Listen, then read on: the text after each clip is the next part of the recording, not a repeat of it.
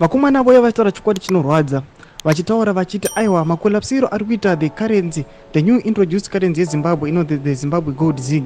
Aiwa hapana munhu anombouya achimboti aiwa ari kuda kuti currency iyoyo aiadd value, aite kuti currency iyoyo iuye ipinde pamarket ishande itenderere sematendero ari kuita the US dollar kana kuti ive dominant, kana kuti nyika yeZimbabwe ibvise dollarization. Sana pinda mashoko anobuda togopera vana vakomana maactivists enyika yeZimbabwe notobva subscribe like turn on the bell icon. Tienda pa hendo yamajara Jerusalem anyora achiti, well, the zig money is collapsing.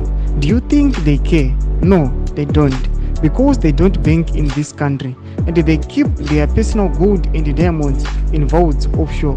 Without action tichatsvukira. Anotaura mashoko kuti yes, tiri kuona kuti pane this instrumental evidence yatiri kuona kuti aiwa Pick n Pay yemuguta reHarare yamakaona yakakuloziwa just a few days ago ine nhau dzekuti aiwa vanenge vachiona kuti kumabhengi kwacho zigi riri kubatika by public market, aiwa zigi racho riri price which is more than 50% of that interbank change rate. Zvava kuona kuti aiwa maoperations ema-retailers ari vanozopedzisira vakuita malosses nekuda kwethis introduction yecurrency iyi. Ari kuitaura mashoko kuti aiwa pana munhu anomboiadressa, the government havaimboi-address nhau yecollapse yezig inoda kuti they don't use the Zimbabwe gold currency, vanonobhenga madiamonds avo nemaforeign currency avo kune dzimwe nyika vachiziva kuti aiwa tikabhenga munyika yeZimbabwe panoita madiscrepancies, inogona kungomuka isisimo nokuti vanoziva kuti they are mismanaging state funds. Votidza mafungiro enyu moti kudii pamusoro pechitiko ichi. Aiwa pinda comment section medu, musano subscribe or like,